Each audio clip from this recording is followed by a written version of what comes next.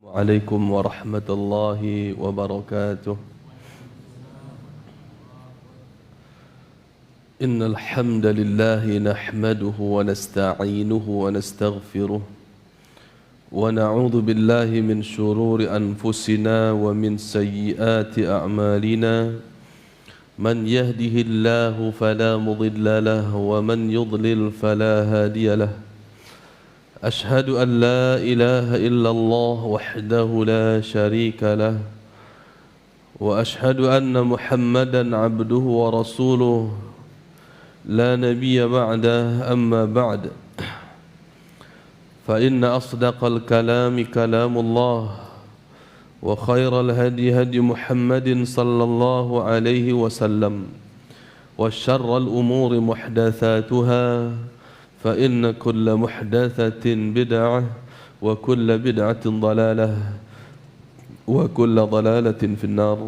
أما بعد قال الله تعالى: يا أيها الذين آمنوا اتقوا الله حق تقاته ولا تموتن إلا وأنتم مسلمون. أما بعد. Jemaah yang kami muliakan dan kami cintai karena Allah Subhanahu wa taala, kita kembali bersyukur kepada Allah Subhanahu wa taala. Allah telah memberikan nikmat yang banyak kepada kita, dan nikmat yang terbesar adalah Islam yang kita anut sebagai petunjuk, sebagai jalan untuk menempuh kebahagiaan yang abadi, yang hakiki nanti di akhirat. Dan nikmat itulah yang kita harus berusaha, berupaya mempertahankannya dalam diri kita dengan cara belajar. Yang kita hadir di majlis ilmu membahas ayat-ayat Allah Subhanahu wa taala dan hadis Rasulullah sallallahu alaihi wasallam. Begitu pula dengan cara-cara yang lain kita membahas Islam, membaca buku, menelaah tafsir para ulama, syarah hadis Rasul sallallahu alaihi wasallam. Begitu pula dengan mendengarkan audio, rekaman, kajian dan seterusnya. Alhamdulillah, nikmat yang bertambah banyak Allah berikan kepada kita. Terbukanya pintu-pintu ilmu, terbukanya kemudahan-kemudahan untuk mengakses ilmu agama di zaman kita saat ini, sehingga dikembalikan kepada kita masing-masing sejauh mana minat kita, motivasi kita untuk mengenal agama kita sendiri, agama yang telah Allah sempurnakan melalui diutusnya Nabi Muhammad sallallahu alaihi wasallam. Kita bersolawat, semoga Allah sampaikan salawat kita kepada beliau, kepada keluarga beliau, sahabat-sahabat beliau, dan orang-orang yang mengikuti beliau sampai hari kiamat. Beliau adalah seorang yang amanah di dalam menyampaikan Islam, sehingga kematian beliau adalah bukti sempurnanya Islam itu sendiri. Allah katakan, al-yawma akmaltu lakum wa atmamtu alaikum ni'mati wa raditu lakumul Islam madinah. Pada hari ini, yaitu hari-hari menjelang wafatnya Nabi Muhammad sallallahu alaihi wasallam, aku sempurnakan bagi kalian agama kalian, kata Allah. Aku cukupkan bagi kalian nikmatku dan aku ridai Islam sebagai agama bagi kalian. Maka Nabi Muhammad sallallahu alaihi wasallam seseorang yang telah ballaghal amanah, yang telah menyampaikan amanah Islam ini dengan sempurna. Beliau katakan, ma baqiya syai'un yuqarribukum minal jannah wa yuba'idukum 'anil nar illa waqad buyyina lakum.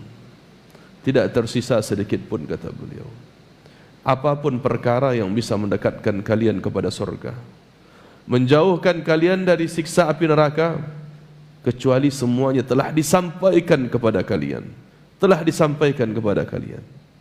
Sehingga jamaah yang kami cintai dan kami muliakan karena Allah, ketika kita mempelajari Islam, kita akan betul-betul paham betapa sempurnanya Islam itu sendiri, betapa sempurnanya Islam sehingga kita tidak butuh kepada aturan agama yang lain. Kita tidak butuh kepada penambahan-penambahan. Maka Islam telah dicukupkan bagi kita. Ittabi'u wa la tabtadi'u faqad kufitum. Ini yang dikatakan oleh Abdullah bin Mas'ud, sahabat Nabi sallallahu alaihi wasallam radhiyallahu anhu. Tinggal kalian ikuti Nabi Muhammad. Tinggal kalian ikuti beliau saja. Jangan ditambah-tambah lagi, jangan bikin amalan baru lagi. Karena kalian telah dicukupkan, faqad kufitum. Kalian telah dicukupkan dengan apa yang beliau sampaikan. Sehingga jemaah yang kami muliakan, kami cintai karena Allah Subhanahu wa taala. Nabi seringkali di dalam khutbah beliau mengatakan kalimat setelah muqaddimah, amma ba'da fa inna asdaqal hadithi kitabullah wa khairal hadi hadi Muhammadin sallallahu alaihi wasallam. Adapun setelah muqaddimah, kata beliau, maka sesungguhnya perkataan yang paling benar adalah perkataan Allah, dan sebaik-baik petunjuk, wa khairal hadi, sebaik-baik petunjuk, tidak ada tandingannya, hadi Muhammadin sallallahu alaihi wasallam, adalah petunjuk yang dibawa oleh Muhammad sallallahu alaihi wasallam. Karena petunjuk beliau berasal dari Allah Subhanahu wa taala. Allah katakan, "Wa ma yantiqu 'anil hawa in huwa illa wahyun yuha." Muhammad itu tidak berbicara dari dirinya sendiri, bukan pendapat pribadinya. Adapun yang beliau katakan adalah wahyu yang diwahyukan kepada beliau. Maka Nabi sallallahu alaihi wasallam katakan, "Fa inna khairal hadi hadi Muhammadin sallallahu alaihi wasallam." Sebaik-baik petunjuk adalah petunjuknya Muhammad sallallahu alaihi wasallam. Kemudian tidak sampai di situ, Nabi katakan, "Wa syarrul umuri muhdatsatuha." Seburuk-buruk perkara adalah perkara-perkara baru yang menambah-nambah urusan agama, yaitu yang disebut dengan amalan bid'ah, perbuatan bid'ah, akidah yang bid'ah dan seterusnya. Sesuatu yang dibuat-buat yang disandarkan kepada agama, yang dikatakan ini bagian dari Islam, padahal Nabi tidak pernah menyampaikan itu sebagai bagian dari Islam. Maka Nabi katakan, wa syarrul umuri muhdatsatuha. Seburuk-buruk perkara adalah perkara-perkara baru yang dibuat-buat. Fa inna kulla muhdatsatin bid'ah. Karena seluruh perkara-perkara baru tersebut adalah bid'ah. Wa kulla bid'atin dalalah, dan seluruh bid'ah itu adalah kesesatan. Hadis sahih riwayat Imam Muslim. Dalam riwayat yang lain ada tambahan wa kullu dhalalatin finnar. Setiap kesesatan itu tempatnya di neraka. Sehingga jemaah yang kami cintai dan kami muliakan karena Allah Subhanahu wa taala, kesempurnaan Islam itu tinggal kita ikuti. Tinggal kita nikmati sebagai agama yang diridhai oleh Allah Subhanahu wa taala. Jemaah yang kami cintai, hari ini propaganda musuh-musuh Islam untuk menjauhkan umat Islam dari Islam itu sendiri terus terjadi. Mereka menyusup ke berbagai lini, ke berbagai sisi, agar menjauhkan kita dari Islam itu sendiri. Walan tarda ankal yahud walan nasara hatta tattabi'a millatahum, kata Allah.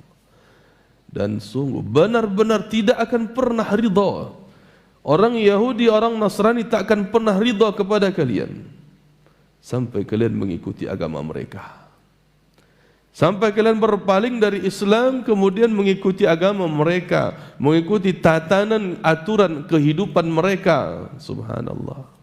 Wal-a'yadhu billah. Kita berlindung kepada Allah dari rayuan, godaan orang-orang Yahudi dan Nasrani untuk mengikuti mereka. Islam telah sempurna dari berbagai sisi, sehingga Islam mengajarkan tentang tauhid. Islam mengajarkan tentang ibadah yang benar, tata caranya ada pada Islam itu sendiri. Islam mengajarkan kita tentang muamalah yang benar. Bagaimana transaksi jual beli, bagaimana transaksi dengan jujur. Fa in bayyana burika lahuma fi bai'ihima, kata Rasulullah. Ketika dua orang yang saling berjual beli itu jujur, sadaqa wa bayyana, jujur dan saling menjelaskan tentang barangnya dengan benar, maka diberkahi jual belinya. Wa in kadzdzaba wa katama muhiqat barakatu bai'ihima. Tapi kalau orang yang berjual beli itu dusta, saling menyembunyikan aib, cacatnya barang, maka dihapuskanlah keberkahan jual beli mereka. Ini bukan hanya berbicara tentang jual beli barang saja, tetapi sekaligus barang dan jasa dan apapun yang membawa manfaat untuk diperjualbelikan. Maka Islam telah mengaturnya. Berbicara kita tentang pendidikan, Pak, maka Islam punya pendidikan yang luar biasa. Itu dipraktekkan langsung oleh Nabi SAW dalam tarbiyah beliau, pendidikan beliau kepada seluruh manusia ketika itu. Ada yang sebuah buku yang sangat menakjubkan, mengungkap kaifa amalahum, bagaimana Nabi SAW bermuamalah, berkomunikasi dengan mereka, dengan seluruh lapisan masyarakat. Kalau ada orang Minang mungkin tahu juga kata nampe. Ada kata mandaki, kata menurun, kata mandata, kata malereng. Hanya 4 arah. Akan tetapi tarbiyahnya Nabi sallallahu alaihi wasallam, muamalah Nabi, komunikasi Nabi sallallahu alaihi wasallam tidak terbatas kepada 4 tipe. Nabi sallallahu alaihi wasallam berbicara kepada anak kecil, mendidik anak kecil. Ya gulam samillah wa kul biyaminika wa kul mimma yalik. Wahai fulan, anak kecil, wahai anak kecil, kata Nabi. Nak, bahasa kitanya. Nak, ketika anak kecil ini mengulurkan tangannya untuk mengambil makanan, menerobos langsung, bacalah bismillah, makanlah dengan tangan kananmu, dan makanlah bagian yang terdekat dari sisimu. Nabi berkomunikasi dengan baik dengan anak kecil. Kepada orang tua pun demikian. Nabi yang berusia 40 tahun ketika diangkat menjadi Nabi dan Rasul. Bagaimana rakyat, bagaimana masyarakat beliau ketika itu? Bagaimana ada orang-orang tua, paman beliau, bagaimana komunikasi yang baik yang terjalin antara beliau dengan orang-orang lebih tua, dengan orang-orang yang beliau segani, dengan kawan sejawat, seusia, sebaya. Itu belum cukup. Akan tetapi Nabi SAW pun punya komunikasi yang baik kepada para budak, kepada orang-orang kafir, bahkan kepada orang cacat, Abdullah bin Ummi Maktum, dan orang-orang yang lainnya yang buta, yang lumpuh, yang serba kekurangan, orang dengan segala macam etnis. Kepada Bilal bin Rabah dari etnis, apa bahasa sekarangnya, etnis negro, apa? Orang-orang negro, bahasa orang-orang dari berkulit hitam, negroid bahasanya, etnisnya. Nabi punya cara yang baik berkomunikasi dengan mereka. Dengan orang Persia, Salman Al-Farisi, bagaimana komunikasi Nabi SAW dengan mereka? Dibahas. Bagaimana Nabi SAW bermuamalah, berkomunikasi dengan para petinggi, raja-raja, raja Persia, raja Romawi. Bagaimana komunikasi Nabi dengan mereka? Ini diungkap dalam buku tersebut. Menunjukkan Nabi SAW memiliki tarbiyah, memiliki dakwah, memiliki cara yang baik di dalam berbahasa, berkomunikasi untuk mendidik mereka, untuk mendidik umat ini seluruhnya, karena beliau diutus oleh Allah sebagai basyiran wa nadhirah, pembawa kabar gembira sekaligus sebagai pemberi peringatan. Bagaimana beliau menyampaikan berita yang baik dengan kabar gembira beliau, bagaimana beliau menyampaikan ancaman-ancaman sebagai bentuk kasih sayang beliau kepada umat. Seluruhnya komplit dalam dakwah Nabi Muhammad sallallahu alaihi wasallam. Dengan kedekatan, Nabi mendidik dengan sentuhan, Nabi pegang pundaknya Abdullah bin Umar, kun fid dunya ka'annaka gharibun aw 'abiris sabil, kata beliau. Pendidikan dengan sentuhan, pegang pundak. Wahai anak kecil, anak muda, jadilah engkau di dunia seakan-akan engkau orang asing, atau sebatas engkau menjadi orang yang singgah di suatu tempat saja, yang melalui sebuah tempat engkau singgah sejenak di sana. Jadilah engkau hidup di dunia seperti itu. Maknanya bagaimana bisa memikirkan untuk kembali kepada kampung halaman yang sebenarnya di surga Allah Subhanahu wa taala. Persiapkan dengan matang, jangan terlena dengan kehidupan dunia.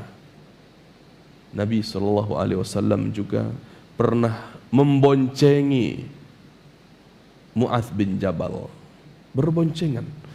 Bagaimana Nabi menunggangi ketika itu kendaraan yang boleh dikatakan kaum menengah ke bawah, keledai. Nabi menungganginya dan memboncengi Mu'adz bin Jabal radhiyallahu anhu. Sambil berboncengan Nabi pun tetap mendidik, Pak. Atadri ma haqqullah 'alal ibad wa ma haqqul ibad 'ala Allah? Ya Mu'adz, tahukah engkau apa hak Allah yang harus ditunaikan oleh seorang hamba, dan apa hak hamba yang akan ditunaikan, diberikan oleh Allah? Qala Allah wa rasuluhu a'lam. Maka Mu'adz mengatakan, Allah dan Rasulnya lebih mengetahui.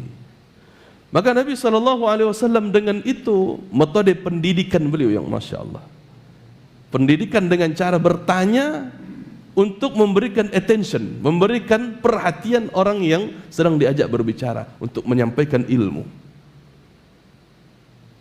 Maka Nabi kemudian setelah mendapatkan perhatian dari Mu'adz, Nabi baru menjelaskan hak Allah yang harus ditunaikan oleh seorang hamba adalah agar hamba tersebut beribadah hanya kepada Allah dan jangan berbuat syirik sedikit pun. Adapun hak hamba yang akan ditunaikan, akan diberikan oleh Allah adalah Allah tidak akan mengadab seorang hamba selama mereka tidak menyekutukan Allah sedikit pun. Sehingga jemaah yang kami cintai dan kemuliakan karena Allah Subhanahu wa taala. Begini pola pendidikan Nabi sallallahu alaihi wasallam. Orang subhanallah katanya kaum muslimin, tetapi malah mengambil pola pendidikan itu dari barat, dari Yunani, bahkan dari filsafat-filsafat. Kalau mereka berbicara tentang landasan pendidikan, landasan ilmu pendidikan, lebih banyak ke arah filsafat.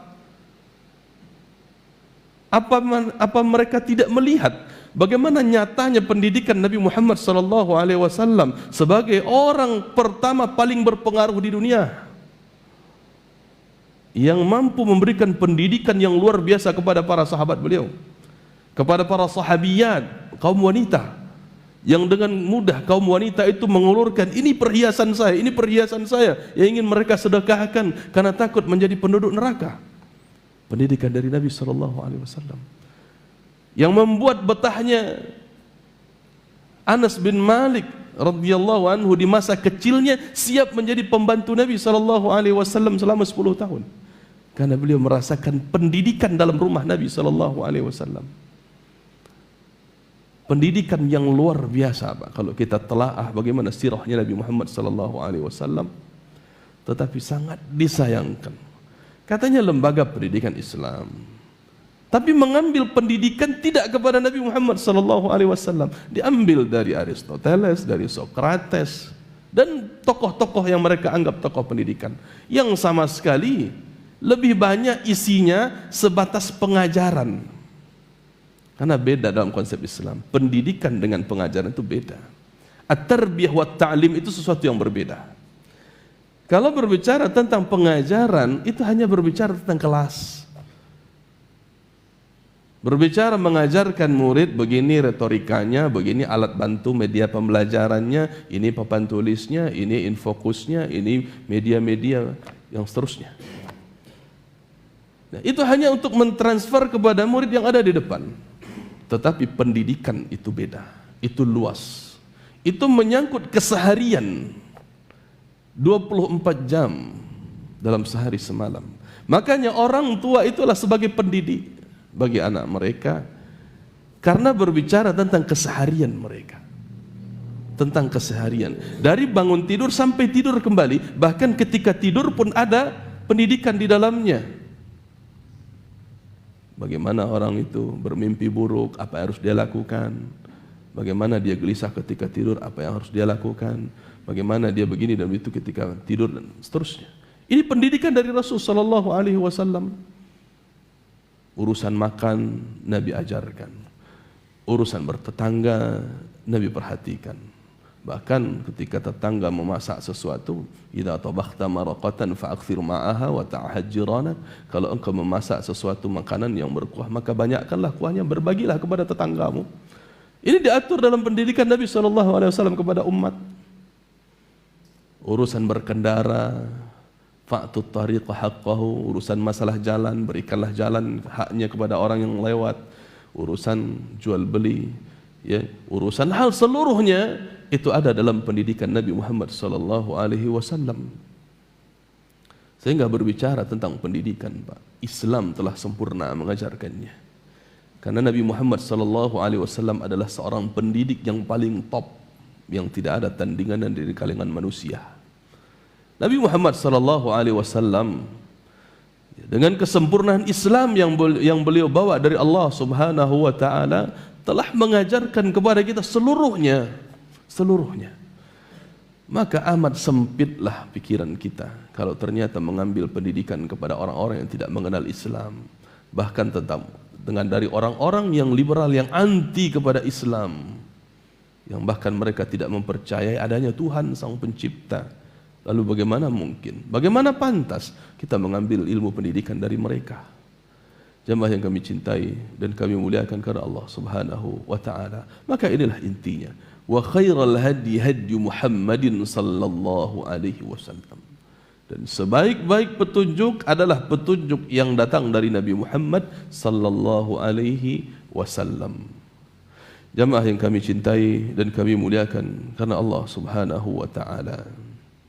Allah katakan dalam surat Al-Hasyr, "Wa ma ataakumur rasul wa ma ataakumur rasul fakhudhuhu wa ma nahakum anhu fantahu."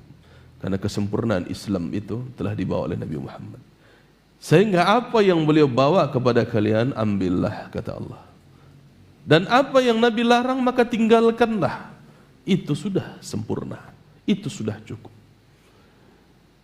Sehingga tidak ada celah bagi kita bagaimana menisbatkan sesuatu yang baru, menambah-nambah sebuah ajaran kemudian kita katakan ini dari Islam, maka itu sebuah hal yang menuduh Nabi sallallahu alaihi wasallam berkhianat. Ketika ada orang mengatakan ini kan bagus, ini kan baik menurut dia, dia katakan itu bagian dari Islam, padahal Rasul tidak mengajarkan. Maka Imam Malik mengatakan, siapa yang mengatakan ini baik padahal Rasul tidak melakukan, tidak menyuruhnya, fa innahu qad za'ama anna Rasulullah sallallahu alaihi wasallam khana ar-risalah. Sungguh dia telah menuduh Nabi Muhammad sallallahu alaihi wasallam telah mengkhianati risalah. Kalau memang baik, kenapa tidak Nabi ajarkan? Kalau memang baik itu urusan dalam Islam, kenapa Nabi tidak mengajarkan? Berarti orang ini telah menuduh Nabi berkhianat. Sehingga jemaah yang kami cintai dan kami muliakan karena Allah Subhanahu wa taala. Adapun perkara-perkara yang sifatnya kontemporer hari ini, muncul perkara-perkara yang berkaitan dengan urusan duniawi. Itu biasanya dibahas oleh para ulama dalam fikih-fikih kontemporer menunjukkan kesempurnaan Islam. Mereka akan menggunakan metode-metode misalnya masalih mursalah, metode qiyas dan sebagainya, yang akhirnya dikembalikan hukum ini pun kepada Al-Quran dan Sunnah. Muncul hal-hal baru yang berkaitan dengan keduniawian yang ingin dibahas para ulama. Apa hukumnya? Apa hukumnya seseorang mencuci pakaian tapi tidak pakai air, katanya, yang disebut dengan dry clean, ya, cuci tapi tak pakai air. Ini dibahas oleh para ulama. Kemudian mereka menyimpulkan dari Islam, yang inti dari diantara mereka yang berpendapat inti dari mencuci itu, ya, menghilangkan najis. Ketika zatnya bisa dihilangkan, maka dia bisa dianggap telah suci dari najis. Ketika selama zat najis itu hilang, di antara ciri-cirinya aromanya, rasanya, dan warnanya. Kalau itu sudah bisa hilang, maka dianggap telah mensucikan najis, maka dibolehkan. Itu kembalikan kepada urusan agama. Ya. Begitu juga masalah-masalah yang lain muncul. Orang akan bertanya bagaimana hukumnya tawaf menggunakan pesawat misalnya. Akan muncul pertanyaan-pertanyaan yang sifatnya kontemporer berkaitan dengan teknologi-teknologi terbaru. Kembali itu diarahkan kepada Islam bagaimana dulu. Nah, sehingga kesimpulannya, ya, semua yang berada di atas dalam tatanan kita di sekeliling Ka'bah itu mengambil hukum di bawah. Walaupun dia bertawaf di atas Ka'bah, yang dia kelilingi itu adalah unsur ke atasnya, itu sisinya. Sebagaimana seseorang kalau sholat di atas gedung, ya ada gedung di pinggir di sebelah Ka'bah itu kan gedung tinggi. Apakah dia sholat itu harus selalu menghadap ke Ka'bah, berarti nungging dia sholatnya? Ka'bah di bawah, dia tinggi di atas. Tidak, dia harus menghadap ke arahnya yang itu sejajar ke atas sampai ke langit. Itu yang diambil jihah, arahnya. Nah, itu yang terjadi. Maka permasalahan-permasalahan kontemporer pun akan dibahas para ulama terkait dengan hukum-hukumnya. Adapun perkara-perkara yang mubah, perkara-perkara yang sifatnya duniawi dan itu mubah, kemudian ya tidak dirincikan dalam Al-Quran, tidak dirincikan oleh Nabi SAW, maka kesimpulannya kata Allah, fas'alu ahla dzikri in kuntum la ta'lamun. Tanyakanlah kepada ahlinya kalau kalian tidak mengetahui. Berbicara masalah kedokteran memang secara detail tidak disampaikan di dalam Al-Quran ataupun hadis Nabi. Tetapi urusan itu tanyakan kepada ahlinya. Tanyakan kepada ahlinya. Selama perkara itu tidak bertentangan dengan syariat, maka dianggap ahli orang tersebut di dalam menjelaskan ilmu kedokteran. Tentang sains misalnya, tentang komputer, teknologi, tentang pemrograman, kan memang tidak ada dalam Al-Quran. Tetapi fas'alu ahla dzikri in kuntum la ta'lamun. Kesempurnaan Al-Quran, kesempurnaan Islam menjelaskan, tanyakan kepada ahlinya apabila kalian tidak mengetahuinya. Begitulah penjelasan yang dijelaskan oleh Syekh Muhammad bin Shalih Al-Utsaimin rahimahullahu taala dalam kitab beliau Syarh Aqidah Ahlus Sunnah wal Jamaah juga. Sehingga jamaah yang kami cintai dan kami muliakan karena Allah Subhanahu wa taala, perkara kesempurnaan Islam ini menunjukkan bagaimana amanah yang diemban oleh Nabi Muhammad sallallahu alaihi wasallam. Ketika kita mempelajari bagaimana mengenal beliau, kita pun kenali bagaimana amanah beliau yang luar biasa di dalam menyampaikan Islam. Maka tidak ada bagi kita celah sedikit pun untuk menambah-nambah, untuk memperbaharui urusan-urusan agama yang telah disempurnakan oleh Allah Subhanahu wa taala. Allah katakan dalam surat Al-Ahzab ayat 21, laqad kana lakum fi rasulillahi uswatun hasanah liman kana yarjullaha wal yawmal akhir wa dzakarallaha katsira. Sungguh benar-benar kata Allah, sudah ada pada diri Nabi Muhammad, utusan Allah sallallahu alaihi wasallam, Rasulullah sallallahu alaihi wasallam, sudah ada uswatun hasanah, suri teladan yang baik, contoh yang baik itu sudah ada pada Nabi Muhammad sallallahu alaihi wasallam. Contoh yang baik inilah khairul hadi, sebaik-baik hidayah, sebaik-baik petunjuk. Maka ada pada diri Nabi Muhammad sallallahu alaihi wasallam, tentu itu akan diimani, akan diambil, akan diikuti liman kana yarjullaha wal yawmal akhir wa dzakarallaha katsira. Bagi orang yang mengharapkan Allah, bagi orang yang mengharapkan Allah Subhanahu wa taala dan mengharapkan pembalasan Allah yang baik di hari akhirat, dan bagi orang yang mengingat Allah dengan banyak. Jamaah yang kami cintai dan kami muliakan karena Allah Subhanahu wa taala, kalau kita berbicara tentang kesempurnaan Islam ini luar biasa yang tidak akan ada ujungnya, berhari-hari, berbulan-bulan akan kita saksikan terus bagaimana dari seluruh sisi Islam mengajarkan pendidikan. Bahkan ya menakjubkan ketika kita baca tarbiyatul abna, tarbiyatul aulad, pendidikan anak, bahkan dibahas sedetail mungkin, sampai-sampai urusan nama pun bagian dari pendidikan anak. Bagaimana memberikan nama kepada anak itu bagian dari pendidikan anak. Karena nama itu akan memberikan pengaruh kepada anak tersebut, akan memiliki pengaruh. Maka di antara bentuk pendidikan kepada anak, berikan nama yang baik supaya mendapatkan pengaruh yang baik. Nah, ini jelas dalil-dalil yang kita bahas di dalamnya, ya. Ini menunjukkan kesempurnaan Islam dari berbagai sisi.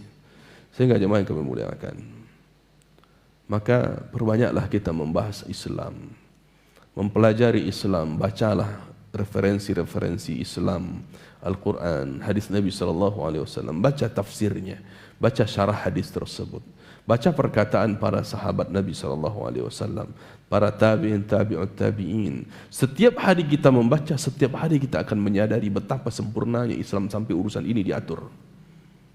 Membahas masalah fikih saja, urusan buang air diajarkan dalam Islam. Dibahas bagaimana terlarangnya buang air, ya, dalam pada lubang binatang seperti lubang semut dan seterusnya. Itu dibahas dalam Islam. Ada maslahat-maslahat besar yang ingin disampaikan oleh Rasulullah SAW, hanya saja kita yang kurang menelaahnya.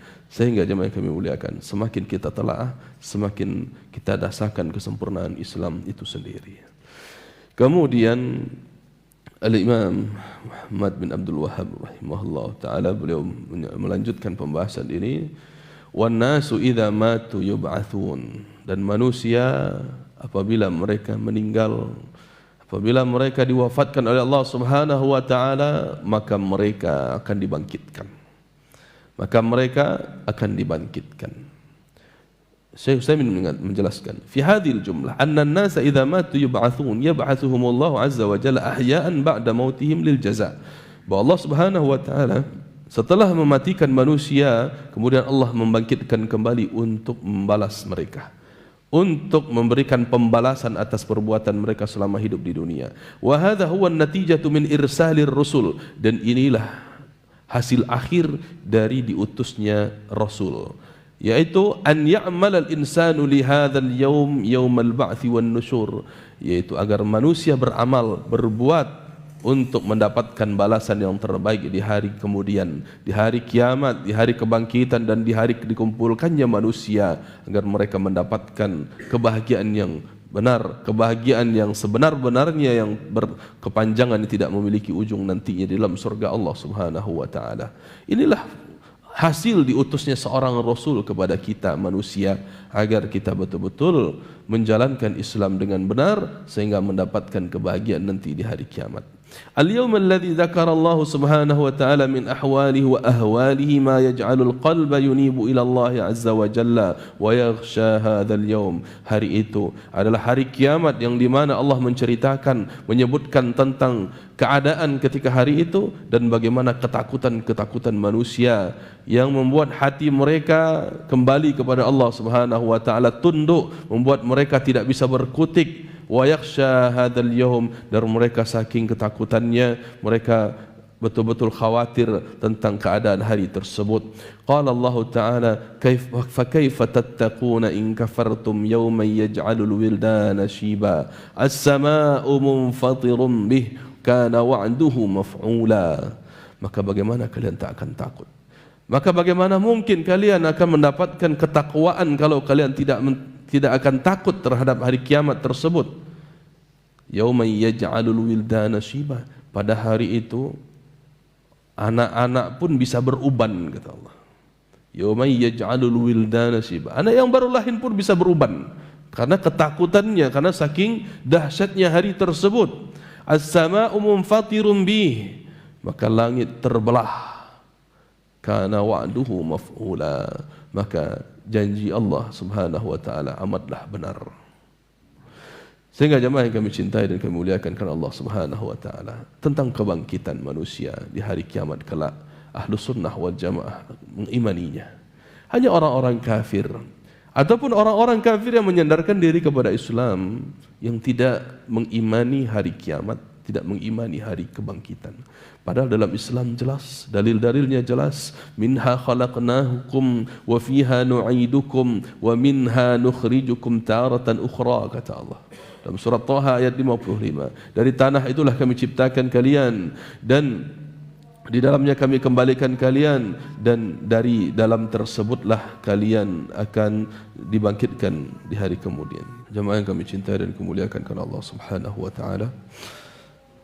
Sebagai penutup dari sesi ini, kita akan membahas insyaallah sampai akhir dalam pembahasan ini yang terkait di bagaimana sempurnanya Islam berdasarkan selesainya dakwah Nabi Muhammad sallallahu alaihi wasallam, dakwah yang beliau ajak manusia untuk mentauhidkan Allah Subhanahu wa taala dan beramal saleh, sehingga manusia mesti menyadari bahawa mereka setelah kematian mereka akan dibangkitkan kembali oleh Allah Subhanahu wa taala. وبعد البعث محاسبون ومجزيون بأعمالهم, dan setelah manusia dibangkitkan dari kubur mereka nantinya di hari kebangkitan mereka akan dihisab, diperhitungkan seluruh amal perbuatan mereka, dan mereka itu akan dibalasi sesuai dengan amalan mereka. Dalilnya adalah liyajziyal ladzina asa'u bima 'amilu wa yajziyal ladzina ahsanu bil husna.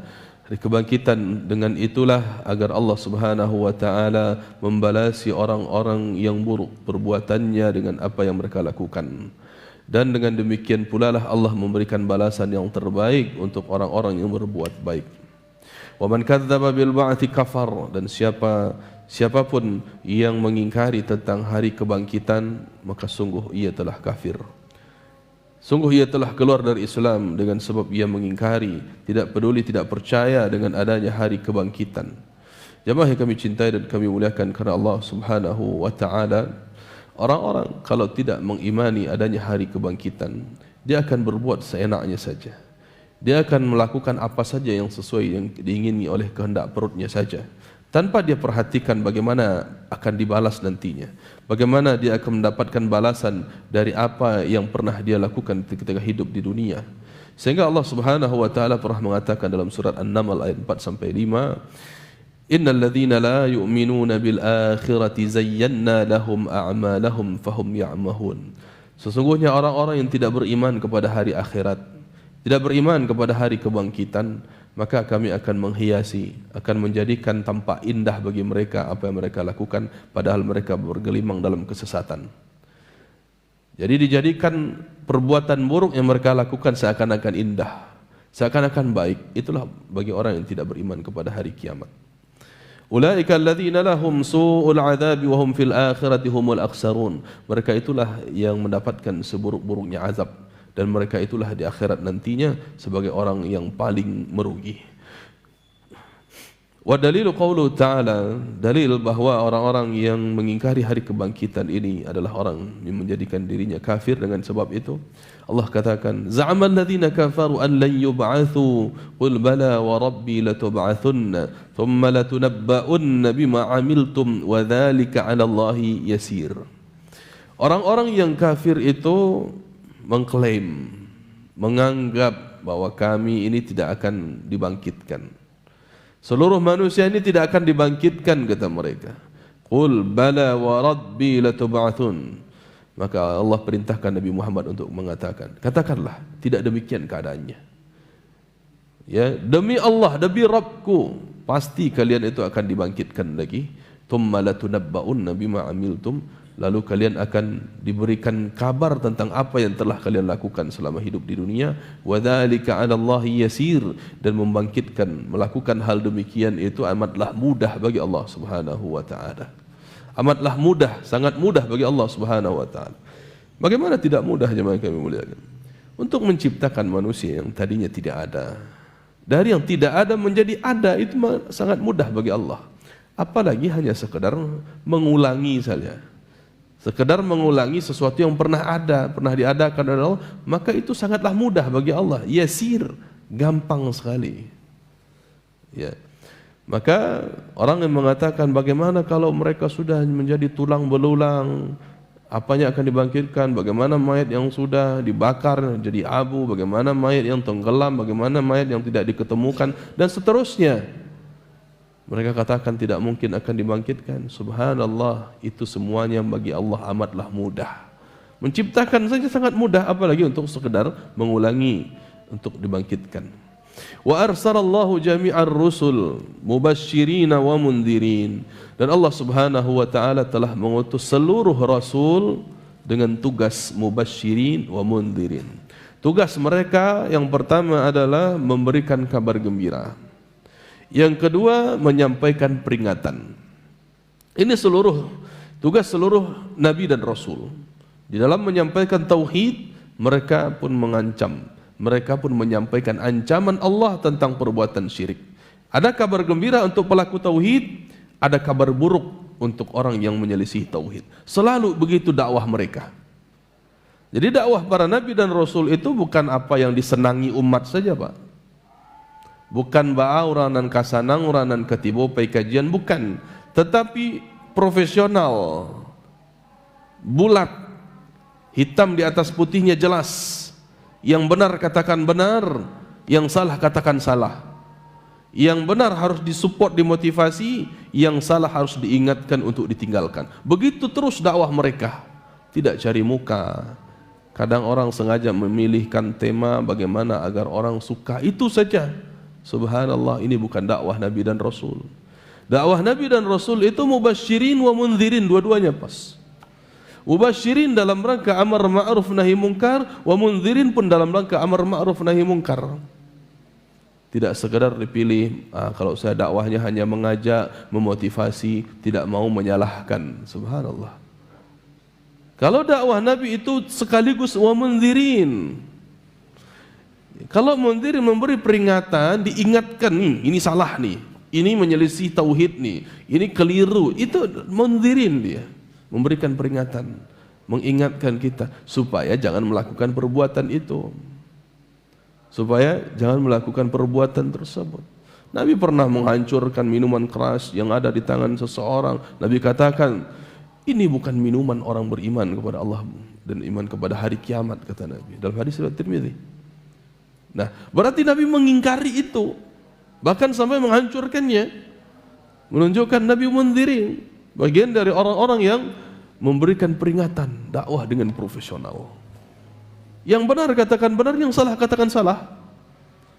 Tidak cari muka, tidak perlu kita takut untuk dikucilkan, dijauhi, ditinggalkan, dibenci, kajiannya sepi dan sebagainya. Bukan itu tujuannya. Maka tujuan dakwah itu adalah menyampaikan kebenaran kepada manusia, walaupun manusia itu tidak suka.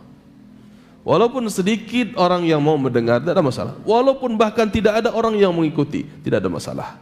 Maka seluruh Nabi dan Rasul memiliki prinsip dakwah yang sama sebagai mubasyirin wa mundhirin. Mereka kabarkan tentang ini, ya, efek kebaikan bagi orang-orang melakukan kebaikan. Ini kabar gembiranya berupa surga.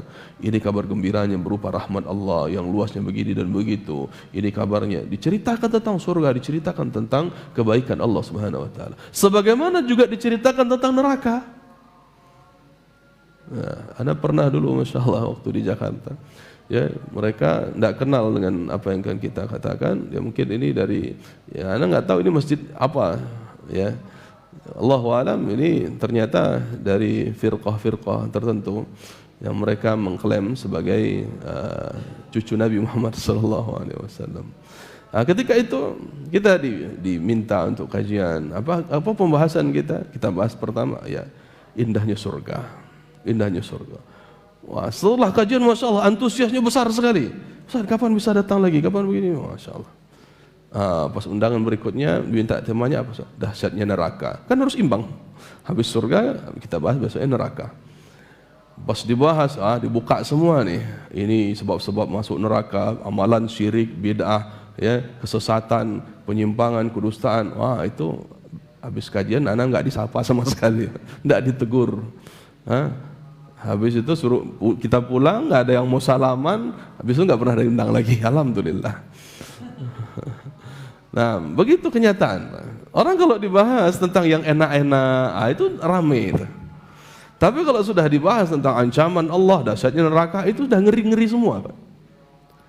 Padahal dua-duanya itulah dakwah para nabi dan rasul, yang seharusnya dua-duanya itu harus disampaikan, suka atau tidak sukanya orang. Karena dua-duanya, jemaah yang kami muliakan, adalah untuk kebaikan bagi kita yang mengambilnya. Kalau kita tahu ternyata berdusta itu mengancam kita untuk masuk neraka, akhirnya kan kita takut berdusta.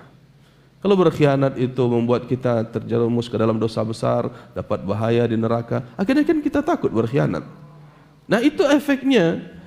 Kalau disampaikan inzar di situ, peringatan Allah terhadap perbuatan buruk, maka itu perlu kita untuk mengambilnya sekaligus. Jangan ambil yang enak-enak saja dalam urusan agama, tebang pilih.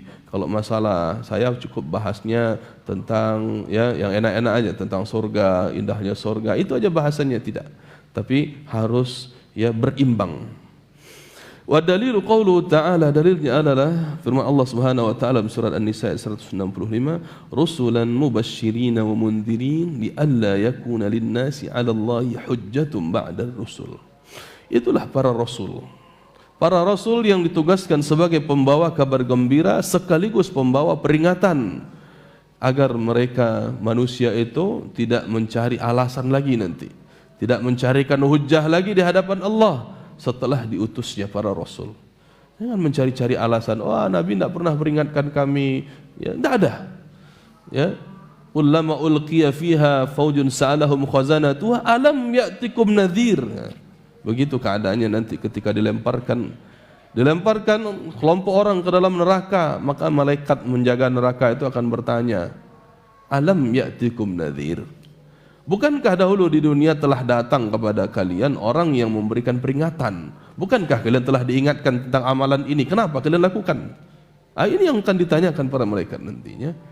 Ya, ketika dilemparkan ke dalam neraka. Wal'iyadu billah. Sehingga tidak ada alasan lagi, Pak.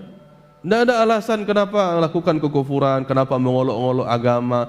Saya tidak tahu, saya tidak ada orang yang mengingat. Bukan, tidak ada alasan lagi. Alla yakuna linnasi 'ala Allahi hujjatun ba'da ar-rusul.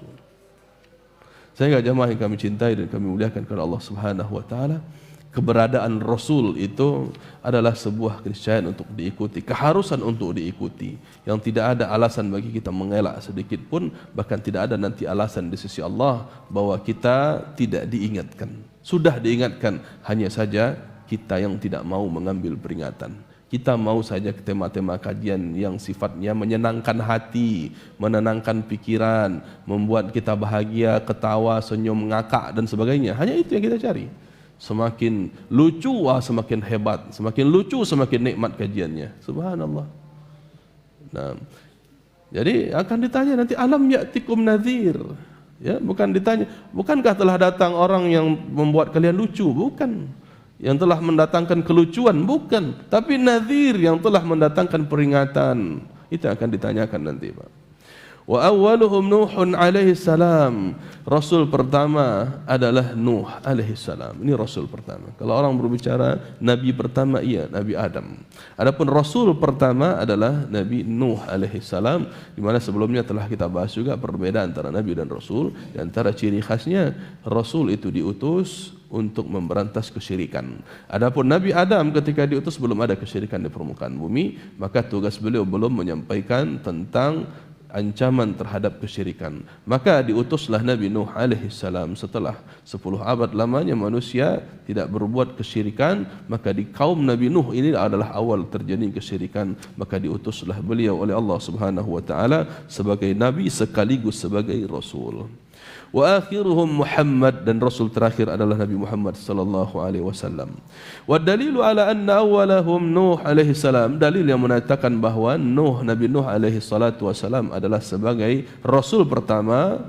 Qauluhu ta'ala dalam surat An-Nisa 163, inna awhayna ilaika kama awhayna ila Nuhin wan nabiyina min ba'dih. Sesungguhnya Muhammad, kami telah mewahyukan kepada engkau sebagaimana dahulu kami telah mewahyukan kepada Nuh dan kepada nabi-nabi setelah beliau. Maka Nuh disebutkan sebagai kama auhayna ila Nuh, sebagaimana kami telah mewahyukan kepada Nuh. Nah, ini berkaitan tentang perkara rasul, tugas-tugas rasul, maka diwahyukan pertama sekali oleh Allah kepada Nabi Nuh alaihi salatu wassalam. Wa kullu ummatin ba'athallahu ilaihim rasulah, dan seluruh umat telah Allah utus kepada mereka seorang rasul. Telah Allah utus seorang rasul. walaqad ba'atsna fi kulli ummatin rasula an ya'budullaha wajtanibut taghut. Dalam surah An-Nahl ayat 36 Allah katakan, dan benar-benar kata Allah, sungguh benar-benar telah kami utus pada masing-masing umat, pada seluruh umat itu seorang rasul yang berdakwah kepada mereka an ya'budullaha wajtanibut taghut. Sembahlah Allah saja, bertauhidlah kepada Allah kalian, dan jauhilah segala macam bentuk taghut, kesyirikan. Kemudian wa kullu ummatin ba'atsallahu ilaihim rasula min Nuhin ila Muhammad. Mulai dari Nabi Nuh sampai kepada Nabi Muhammad, ya, alaihim salatu wassalam, maka ini mereka adalah seluruh rasul yang Allah utus pada masing-masing umat yang berbeda. Ya, adapun Nabi Muhammad sallallahu alaihi wasallam adalah kepada seluruh umat akhir zaman. Ya'muruhum bi'ibadatillahi wahdah, seluruh mereka berdakwah dengan dakwah yang satu, yaitu agar mentauhidkan Allah Subhanahu wa taala. Wa yanhahum an ibadatit taghut, dan seluruh nabi dan rasul telah melarang umat mereka dari beribadah kepada taghut, beribadah kepada kesyirikan. Ya.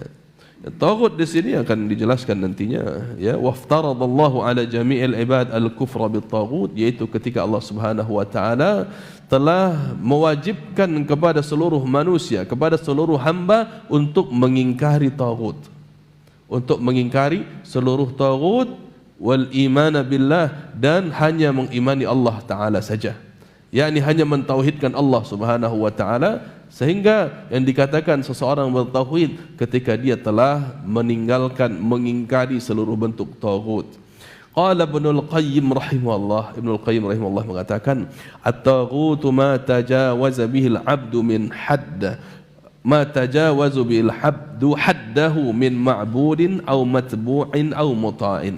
Yang dikatakan taghut itu, ya, secara makna umumnya adalah apabila seseorang melampaui batas.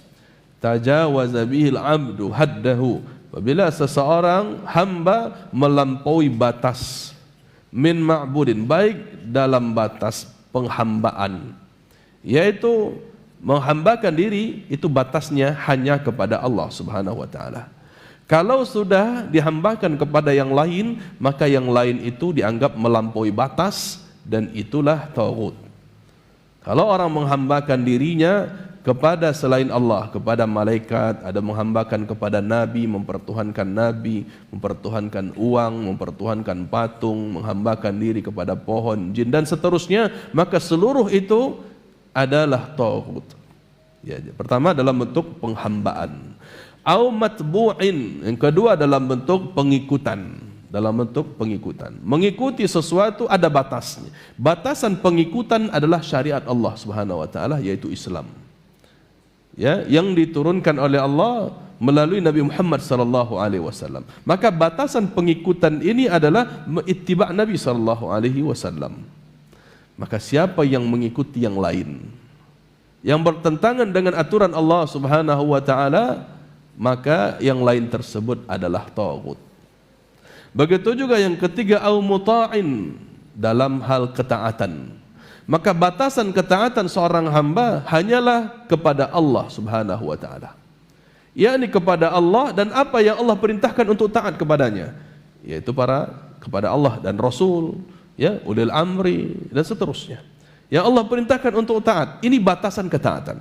Adapun mentaati sesuatu dalam rangka menyelisih ketaatan kepada Allah, maka ketaatan tersebut, sesuatu tersebut adalah bagian dari taghut. Maka inilah yang dikatakan oleh Ibnu Qayyim rahimahullah taala, at-taghut ma tajawaza bil 'abdu haddahu min ma'budin aw matbu'in aw muta'in. Yang dikatakan taghut itu apabila seorang hamba telah melampaui batas, baik dalam dalam penghambaan ataupun dalam pengikutan ataupun di dalam ketaatan. Wat tawaghitu katsirah, dan taghut-taghut ini banyak. Ya, maksud dengan taghut ini sangat banyak, kata beliau, kata Syekh Muhammad bin Abdul Wahhab rahimahullah taala, wa ru'usuhum khamsah, kepalanya pembesar taghut ini ada 5. Yang pertama, iblis la'natullah, iblis semoga Allah melaknatnya. Ini kepalanya taghut yang pertama. Wa man 'ubida wa huwa radin. Yang kedua yang dikatakan taghut itu seseorang atau siapapun yang disembah lalu dia ridha bahwa dia disembah. Ini taghut nih. Ada ya guru-guru yang disujudi oleh murid-muridnya. Dia rela murid-muridnya sujud kepada dia, maka gurunya ini taghut ini. Ya, man 'ubida wa huwa radin, siapapun yang disembah dan dia ridha disembah.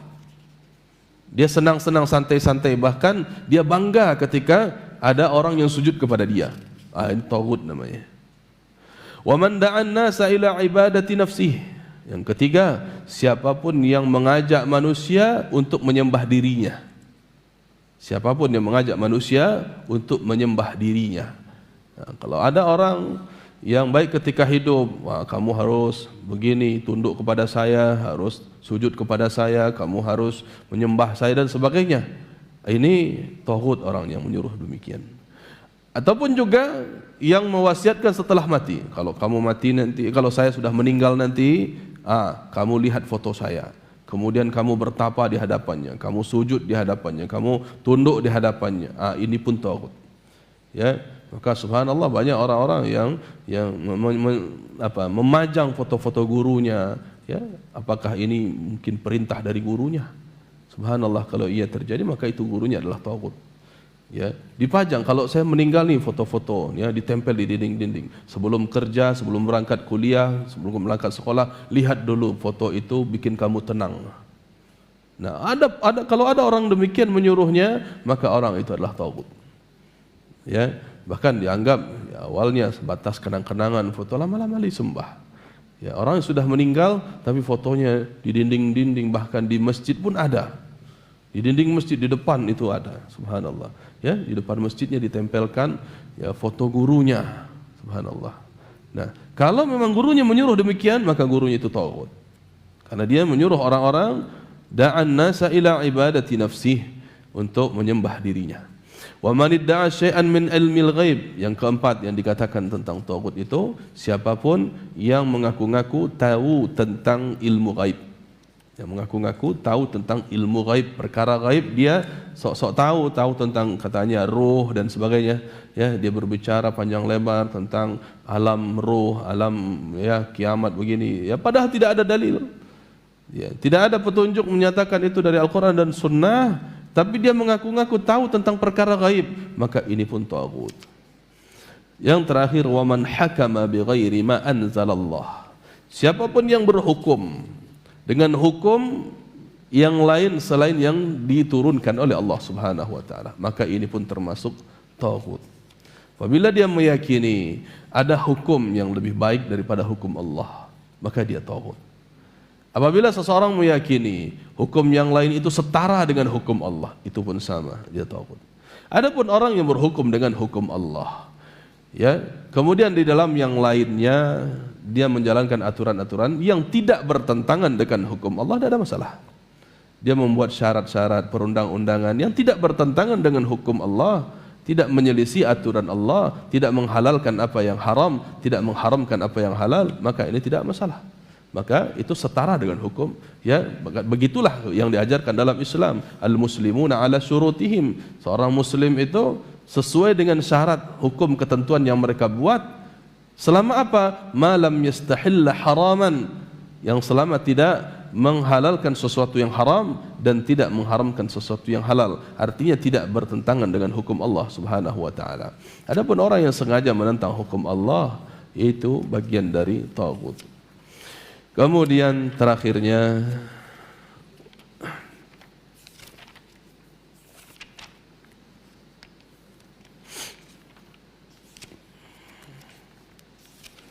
yaitu wad-dalilu qauluhu ta'ala la ikraha fid din qad tabayyana ar-rusydu minal ghayy faman yakfur bit-taghuti wa yu'min billah faqad istamsaka bil 'urwatil wuthqa. Dalam urusan beragama ini memang tidak ada paksaan. Siapa yang mau masuk Islam, silahkan beragama Islam, ikuti seluruh aturan. Ya, tidak pernah Allah paksa. Ya, tidak pernah kita diperintahkan untuk memaksa orang masuk, ayo peluklah Islam, tidak. Tetapi ketika seseorang telah berada dalam Islam, ya al-muslimuna ala syurutihim tadi. harus ikut aturan yang disampaikan oleh Allah Subhanahu wa taala dan Rasulnya dalam Islam. Nah, adapun untuk memaksa seseorang untuk masuk Islam tidak ada. Silakan pilih. Faman syaa falyu'min wa man syaa falyakfur. Siapa yang mau berkehendak untuk beriman, berimanlah. Siapa yang memilih untuk kafir, maka keluarlah dari Islam, kafirlah. Ya, tunggu saja nanti balasannya dari Allah, azabnya dari Allah Subhanahu wa taala. Siapa yang memilih surga, pilihlah. Siapa yang memilih neraka, pilihlah. Tayyib.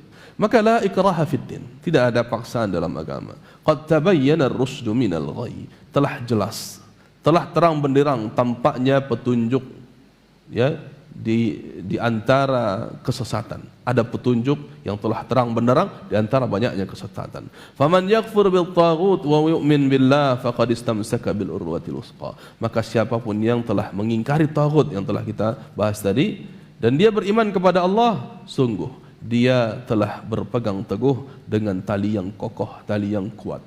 Wa hadza ma'na la ilaha illallah, dan inilah makna sebenarnya kalimat tauhid, tidak ada sesembahan yang berhak diibadahi selain Allah Subhanahu wa taala. Wa fil hadis, dalam sebuah hadis dikatakan ra'sul amri al-Islam, kepala seluruh urusan itu adalah Islam. Wa amuduhu shalah, dan tiangnya adalah salat. Wa dhirwatu sanamihil jihad fi sabilillah, dan puncak Islam, puncak ketinggian Islam itu adalah jihad fi sabilillah. Wallahu a'lam wa sallallahu ala Muhammadin wa ala alihi wa sahbihi wasallam. Demikian jemaah yang memuliakan pembahasan kita pada sesi terakhir ini dalam pembahasan kitab Al-Usul Ats-Tsalatsah. Semoga Allah Subhanahu wa taala memberikan taufik dan hidayah kepada kita seluruhnya di dalam beragama, dan semoga Allah memberikan istiqamah, ketetapan hati, ketenangan jiwa di dalam Islam sampai akhir hayat kita. Kita masuk sesi tanya jawab insyaallah.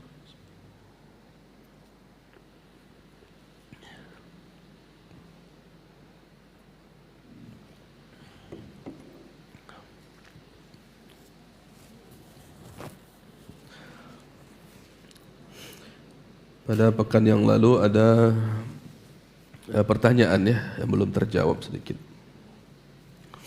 Assalamualaikum Ustaz. Waalaikumsalam. Izin bertanya, apa dalilnya bahwa tidur membatalkan wudu? Bagaimana kita memahami salat fajar yang pernah Nabi sallallahu alaihi wasallam lakukan beserta Ibnu Abbas radhiyallahu anhuma setelah tidur tanpa berwudu dalam hadis qiyamul lail? Barakallahu fikum. Jamaah yang kami cintai dan kami muliakan karena Allah Subhanahu wa taala. Hadis yang derajatnya hasan dari Ibnu Majah, Imam Ahmad dan yang lainnya, Nabi SAW bersabda, al-ainu wika'us sah, faman nama falyatawadda. Mata itu adalah kuncinya dubur. Maka siapapun yang tidur, siapapun yang telah tidur, maka hendaklah dia berwudu. Nah, mata ini sebagai ya, ada unsur, ada kaitannya dengan dubur seseorang. Kalau mata sudah tertidur, biasanya dubur tak sadar ini mau kemana, apa yang dia keluarkan. Itu maksudnya, bahwa mata itu kuncinya dubur. Nah, kalau mata sudah tertidur, biasanya dubur seseorang ya bisa mengeluarkan sesuatu sebagai pembatal wudunya. Karena ya, kesepakatan para ulama, ma kharaja syai'un min ahadis sabilain, batalnya wudu itu dengan keluarnya sesuatu dari dua jalur, baik dari qubul dari depan ataupun dari dubur di belakang. Maka Nabi SAW jelas katakan, faman nama falyatawadda, siapa yang telah tidur hendaklah dia berwudu, menunjukkan batal wudunya. Adapun hadis-hadis yang lain sebagaimana yang tadi ditanyakan, begitu juga hadis yang lain, para sahabat sambil menunggu waktu Isya mereka berada di masjid. Ada yang menunggu sambil takwa habalo ya. Ya, seperti itu. Maka mereka ketika iqamah dikumandangkan, mereka langsung bangun, langsung salat tanpa berwudu lagi. Maka ini dijelaskan para ulama, dijelaskan terkait dengan hadis yang tadi. Maka ketika itu duduk mereka ala hayatil mutamakkin, Dalam mazhab Syafi'i disebutkan duduknya dalam hay'ah al-mutamakkin, yaitu dalam keadaan duduk yang masih bisa menjaga dubur. Duduk yang masih bisa menjaga duburnya. Artinya tidurnya di sini tidak pulas, tidak sampai ngorok, tidak sampai mensadarkan diri. Orang kalau tidur sambil duduk, dia biasanya mudah dibangunkan, menunjukkan tidurnya belum terlalu dalam. Nah, ini bukanlah tidur yang menyebabkan wudu menjadi batal. Begitu pula lah dengan apa yang terjadi dengan Nabi SAW bersama Ibnu Abbas radhiyallahu taala anhuma, sehingga dirincikan para ulama bahwa tidak semua tidur memang membatalkan wudu. Ada tidur yang membatalkan wudu, yaitu sudah sampai hilangnya kesadaran atau terangkatnya dubur dari lantai. Ya, itu yang membatalkan wudu. Adapun tidur yang ringan, ya tidak sampai mengangkat dubur, ini dikatakan para ulama sebagai kesimpulannya berdasarkan hadis tadi bahwa tidur tersebut tidaklah membatalkan wudu. Allahu a'lam.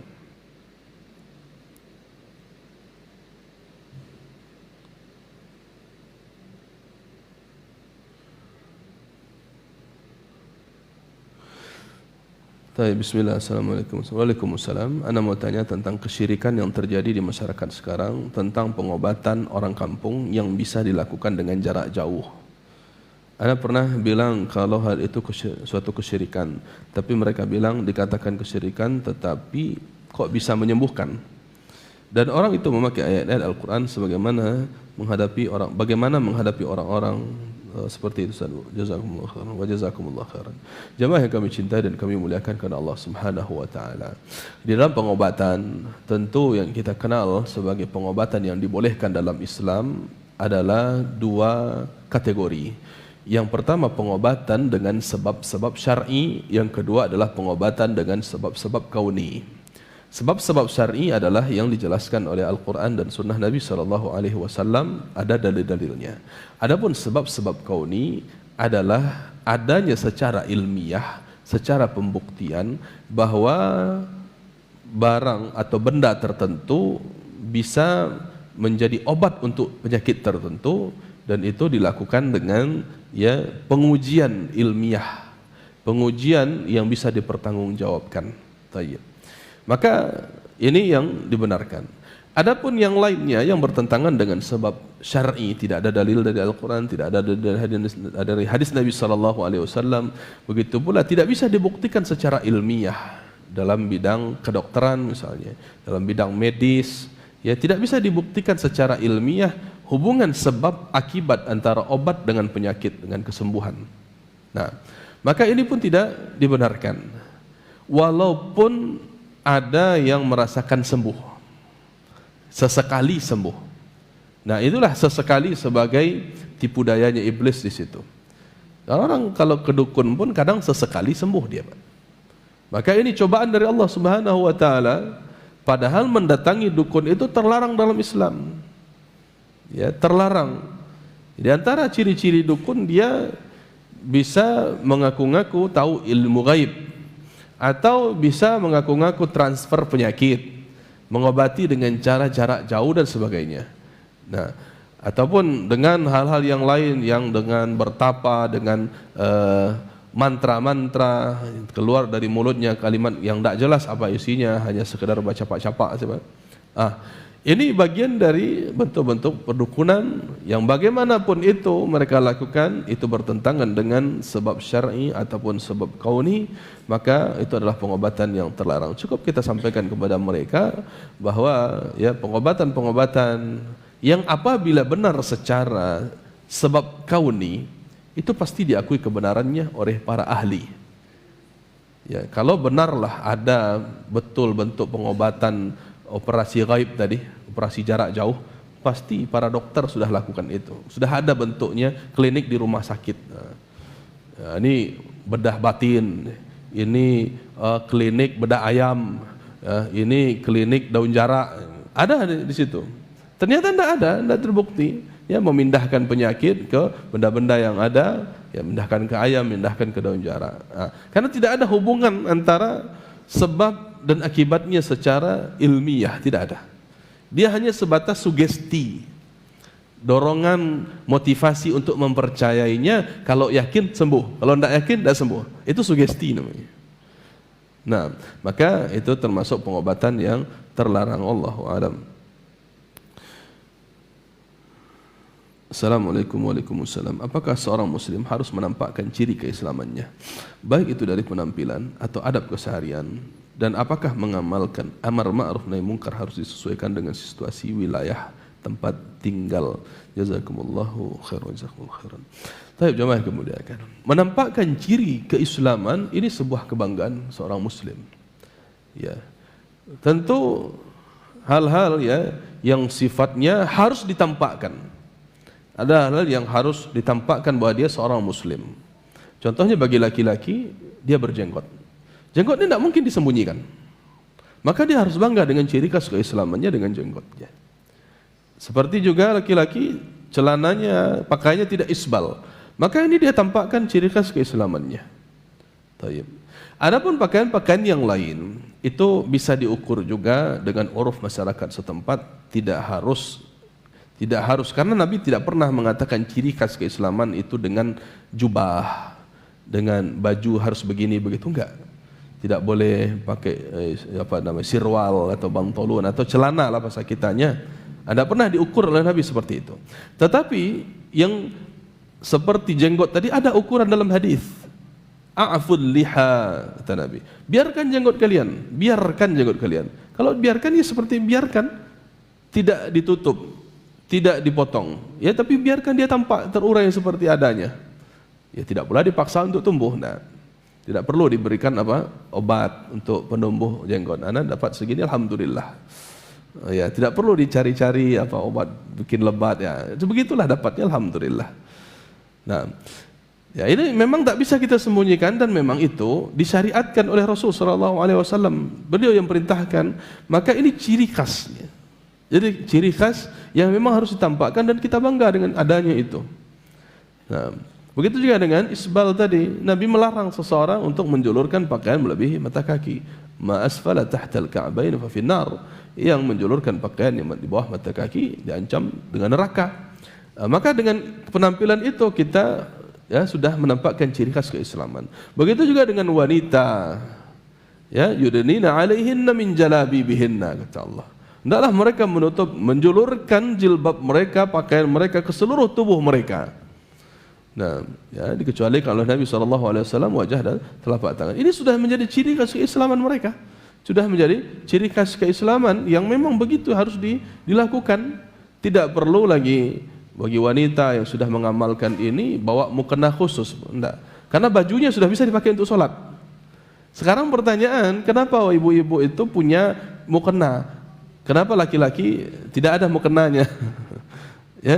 Ya, kenapa laki-laki bisa dengan pakaian sehari bisa dibawa sholat? Perempuan kenapa tidak bisa dibawa sholat?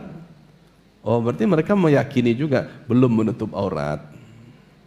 Maka butuh mukena, butuh tambahan. Nah, karena selama ini belum menutup aurat. Maka cukuplah dengan pakaian yang lebar. Ya, itu sudah sekaligus menjadi mukena. Sekaligus bisa dibawa untuk sholat. Itu sudah cukup. Itu sebagai identitas. Maka tidak perlu malu wanita berjilbab lebar, panjang, tidak perlu malu. Justru sebagai sebuah kemuliaan. Dia tertutup. Apalagi yang menyempurnakan dengan cadar, alhamdulillah. Imam Syafi'i pun mengatakan cadar itu bukan wajib.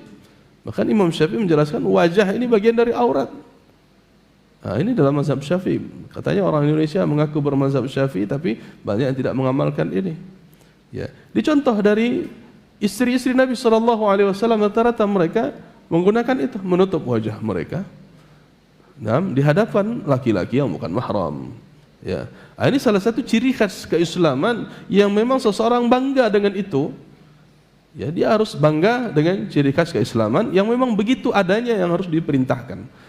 Adapun bagi laki-laki yang mungkin agak sedikit longgar, ya, bolehnya menggunakan pakaian baju asalkan tidak ketat, tidak menampakkan lekuk-lekuk kakinya itu, ya.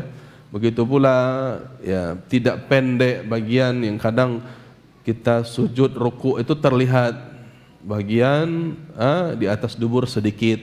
Ini ya ini tidak syar'i. Ya. Maka ini bukan pakaian ciri khas muslim. Adapun jenisnya, mau dia itu ya bentuknya kurta kah atau gamis kah atau kemeja kah, ini bagi laki-laki memang enggak lapang, wallahu alam. Baik.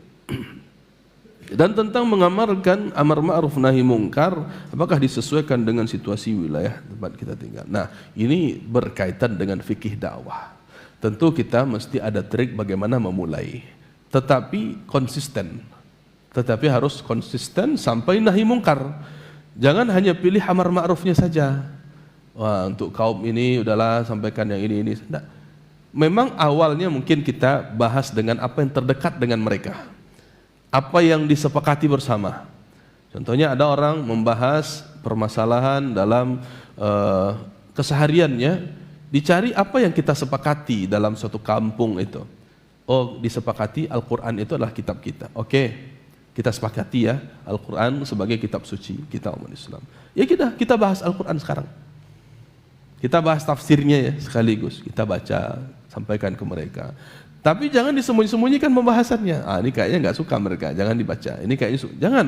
Tapi kita profesional, sampaikan saja. Ya, tapi memang memulai dengan apa? Dengan Al-Quran, membahas tafsir. Oke, silakan. Tapi tetap masalah tauhid, menjauhkan mereka dari syirik, tetap akan masuk nanti pembahasan itu. Akan didapati.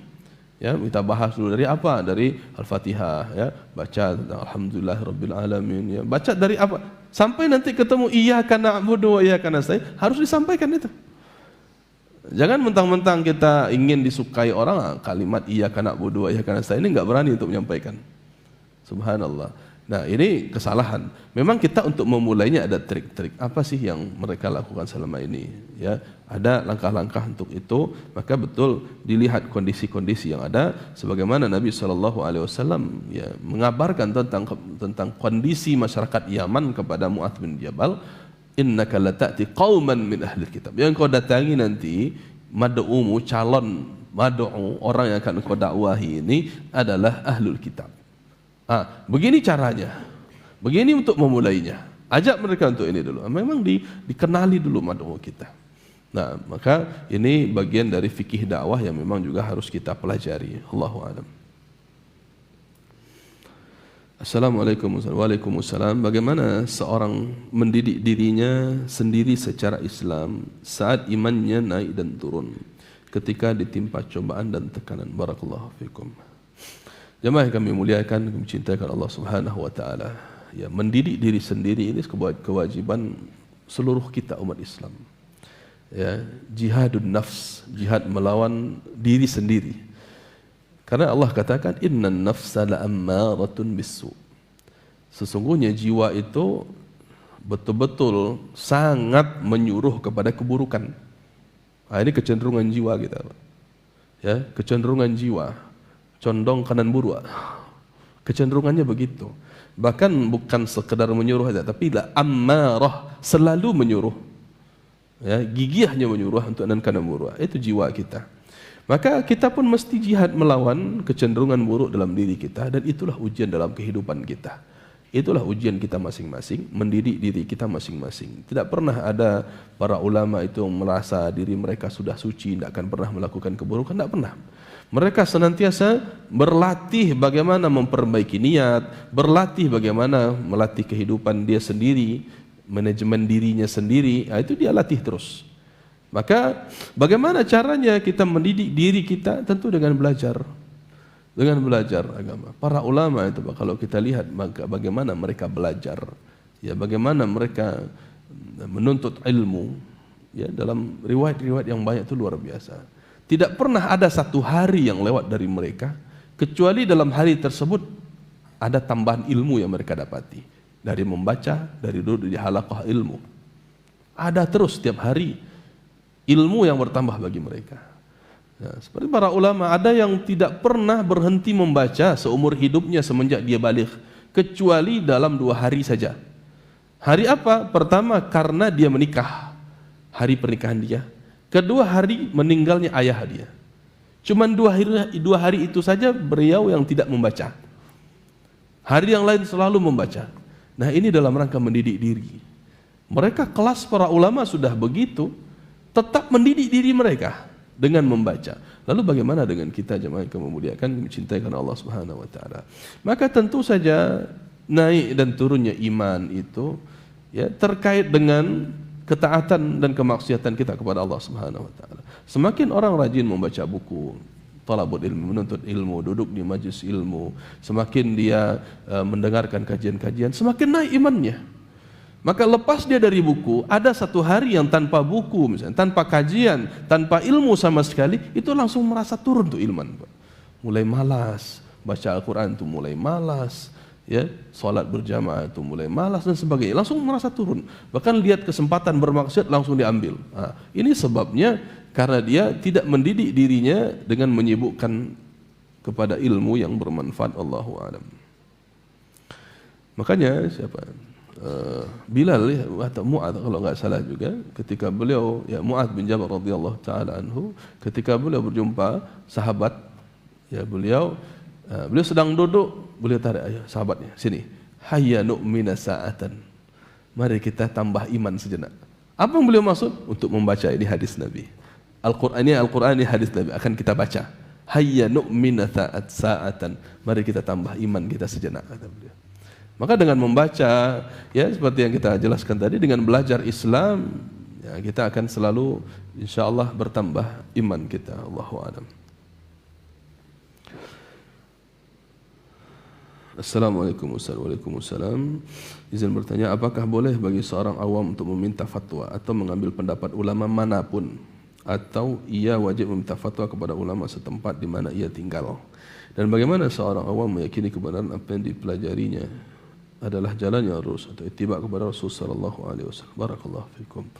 Jemaah yang kami muliakan, mencintai karena Allah Subhanahu wa taala. Ya, di dalam meminta fatwa atau kesimpulan hukum dari seorang ulama, tentu mesti melihat juga. Mesti melihat apakah benar dia seorang ulama, apakah benar dia seorang alim.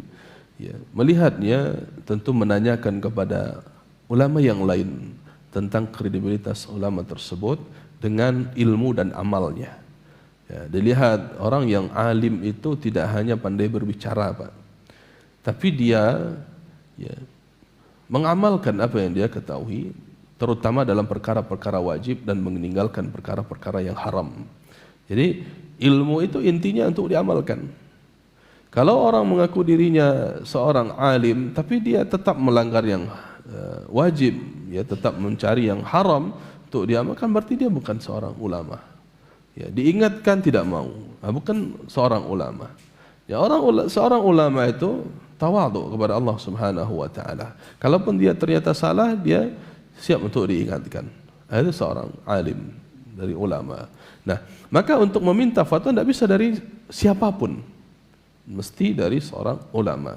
Begitu juga ulama yang mana, tentu yang paham tentang apa yang ditanyakan pada bidangnya, yang paham dengan kondisi wilayah setempat, dia paham tentang itu.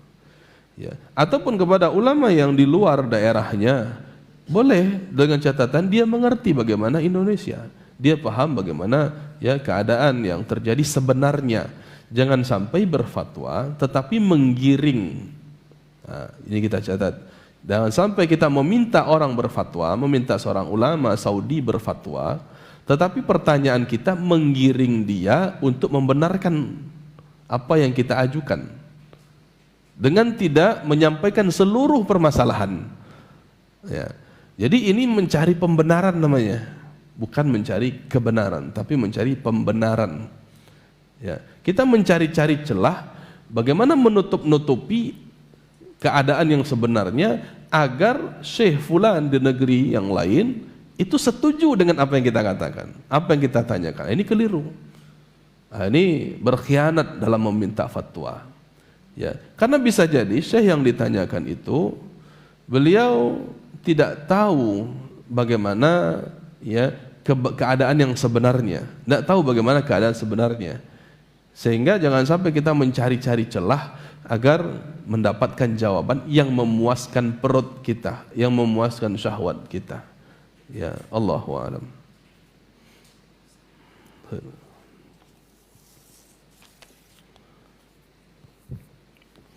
Assalamualaikum warahmatullahi wabarakatuh. Apa hukumnya seorang yang telah meninggal sementara belum menunaikan rukun Islam seperti zakat dan haji, sementara dia mampu?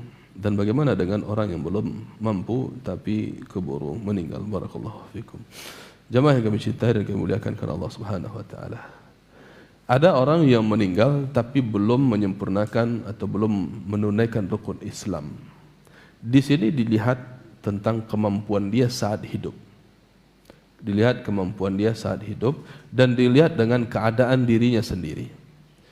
Apakah betul dia tidak mengeluarkan zakat sementara dia mampu dan tidak mau? Kalau seperti itu keadaannya, jelas ini sebuah dosa besar. Sebuah dosa besar. Dia tahu tentang kewajiban zakat, dia mampu mengeluarkannya tapi tidak mau. Ini bagian dari dosa besar. Adapun orang, ada seorang sahabat, beliau itu baru masuk Islam, lupa namanya, insyaallah nanti akan kita cari ya, lupa namanya. Beliau baru masuk Islam, kemudian setelah itu langsung diajak jihad bersama Nabi sallallahu alaihi wasallam. Belum salat, belum zakat, belum yang lain-lainnya, tapi syahid, meninggal, mati syahid di medan jihad. Maka beliau dikabarkan tentang surga. Menunjukkan jemaah yang dimuliakan, memang ketika itu beliau belum mampu untuk melakukan itu, belum ada kesempatan melakukan itu, langsung untuk jihad. Ya, ini dalam keadaan memang tidak ada kesempatan dan tidak ada kemampuan. Tapi seperti yang ditanyakan di sini, kalau dia mampu, ada kesempatan, maka tidak dia lakukan, berarti dia mendapatkan ancaman berupa dosa besar. Begitu juga orang yang belum mampu tapi keburu meninggal, ini tidak ada masalah. Orang yang belum mampu, dia belum menunaikan haji, belum mampu, belum ada uangnya, belum mampu dengan kesehatan tapi meninggal, tidak ada masalah. Ya, fattaqullaha mastata'tum, kata Allah. Bertakwalah kepada Allah Subhanahu wa taala sesuai dengan kemampuan kalian. Istita'ah, kemampuan ini dibatasi dengan kesungguh-sungguhan yang sangat, sampai kalau ujungnya meninggal, itu yang dikatakan kemampuan. Yang betul-betul seseorang dikatakan tidak mampu setelah dia berusaha sampai meninggal, baru dikatakan dia tidak mampu, betul-betul tidak mampu. Ya, atau dia berusaha kemudian pingsan, berarti dia memang tak mampu. Tapi dia sudah tunjukkan usaha dia mengumpulkan uang untuk haji, dia usaha untuk mendaftarnya, ya, dia lihat fisiknya, kemudian memang tidak mampu, tidak memungkinkan kata pemerintah untuk berangkat. Dia daftar haji sekarang, sementara berangkatnya 25 tahun lagi. Bagaimana? Ini memang dalam ranah ketidakmampuannya dia. Tetapi seorang berusaha dulu. Ini ada orang yang bertanya bagaimana? Dia sudah daftar haji. Daftar haji dalam jatah tunggunya itu 20 tahun lagi atau 15 tahun lagi. Sementara umurnya sekarang sudah 60 tahun. Kira-kira dia akan berangkat nanti di umur berapa? 75 atau 80. Dia tanya, apakah harus saya ambil lagi uang itu? Rasa-rasanya tidak akan bisa saya berangkat haji. Gitu. Apakah akan saya ambil lagi uang daftar tadi, yang ambil porsi haji tadi, yang sudah dibayar 25 juta. Kita katakan jangan diambil dulu, karena kita tidak tahu batasnya nanti. Ya, kita nggak tahu, bisa jadi Allah berikan kita kesempatan memang di usia itu, Allahu a'lam. Allah akan melakukan apa yang Allah kehendaki. Kemudian bisa jadi pemerintah mempercepat untuk orang-orang yang sudah tua, bisa jadi. Kalau sudah diambil gimana? Habislah. Sementara niat baik kita dicatat oleh Allah Subhanahu wa taala itu saat kita telah membuktikan niat itu. Sudah kita buktikan, kita udah bayar, udah kita buktikan dengan usaha itu, tetapi tidak jadi berangkat. Yang penting niat kita sudah dicatat oleh Allah Subhanahu wa taala. Ya, niat itu harus dibuktikan dengan kemampuan, sebatas apa kemampuan yang sudah kita kerahkan. Tapi kalau kita ambil lagi, berarti kita sudah membatalkan niat. Tidak tercatat kita dapat pahala haji jadi ya Pak. Ya, tapi sudah kita niatkan, tekad yang kuat sudah kita bayar, insya Allah kita sudah tercatat dapat pahala haji, insya Allah. Walaupun belum betul-betul melaksanakan ibadah tersebut. Nah, maka dengan demikian jemaah yang kami muliakan, ya jangan ragu kita dengan upaya-upaya yang kita lakukan, dengan usaha-usaha kita lakukan, dan memang itulah yang bisa kita lakukan. Wa qul i'malu fasayarallahu amalakum, kata Allah. Katakan kepada mereka, berbuatlah kalian, berusahalah semampu kalian, maka Allah akan melihat usaha kalian, akan melihat upaya amal kalian. Itu yang akan dilihat oleh Allah, bukan hasilnya Pak, bukan hasilnya, tapi upayanya. Nah, tetapi dalam keadaan yang tadi dia mampu tapi tidak mau melakukan, di sini jadi masalah. Dia mampu untuk haji, dia sudah punya uang untuk daftar, tapi tidak daftar-daftar, cuman beli mobil, rumah, itu aja. Mau daftar haji nggak mau, ini tercatat dia sebagai pelaku dosa besar. Allahu a'lam. Ya, wal a'yadu billah. Jadi terkait dengan fattaqullaha mastata'tum, bertakwalah kepada Allah dengan kemampuan yang kalian miliki, kata Allah. Assalamualaikum warahmatullahi wabarakatuh. Yang terakhir ya. Bagaimana sebaiknya dan cara yang seharusnya kita melihat hukum atau undang-undang hukum pidana di negeri kita yang tidak sesuai dengan aturan Islam? Jazakumullah khairan. Barakallahu fikum. Jemaah yang kami cintai, wewenang kita saat ini sebagai rakyat, sebagai orang yang dipimpin. Adapun sebagai pemimpin, sebagai ulil amri, dia wajib menjalankan aturan Allah Subhanahu wa taala di dalam kepemimpinannya. Maka mereka akan dihisab oleh Allah ketika tidak mampu, tidak mau menjalankan aturan-aturan Allah. Nah, ya tidak mau, lebih banyak tidak maunya. Maka berat urusan kalau kita memang berambisi menjadi pemimpin, tapi ujung-ujungnya tidak mau, tidak bisa. Ya, banyak alasannya sehingga tidak menjalankan hukum Islam. Maka akan dihisab oleh Allah Subhanahu wa taala perkara itu. Adapun bagi kita, bagi rakyat, ya, tentu kita tidak bisa dengan sendirinya menjalankan hukuman pidana atau jinayat. Tidak bisa. Kita nampak tetangga berzina kemudian kita cambuk, enggak bisa. Itu ranah penerapannya dari ulil amri, dari pemerintah. Begitu pula nampak orang yang mencuri kita langsung potong tangannya, enggak boleh. Itu penerapannya ya harus dari ulil amri, bukan orang sembarangan. Nah, sehingga jemaah kami muliakan, adapun bagaimana sikap kita saat ini, kita hanya menjalankan menjalankan hukum-hukum Allah Subhanahu wa taala dalam ranah yang bisa kita jalankan. Hukum Allah banyak. Berkaitan dengan makan, kita berhukum dengan hukum Allah. Minum kita dengan tangan kanan, itu hukum Allah. Kita tidak meniup minuman makanan, itu hukum Allah. Ya. Kita tidak menghina, mencaci makanan, itu hukum Allah. Kita memuliakan tamu, itu hukum Allah. Kita menyantuni fakir miskin, apapun bentuknya itu hukum Allah yang bisa kita lakukan, baik dalam berpakaian kita, dalam mendidik anak kita, dalam tidur kita, dalam bertetangga kita, dalam bermasyarakat, seluruhnya yang mampu kita lakukan, itu hukum-hukum Allah yang kita harus sesuaikan betul-betul dengan Al-Quran dan Sunnah, sehingga kita telah menjalankan hukum Allah. Nah, begitu juga terkait dengan pembagian misalnya harta warisan kita di kampung.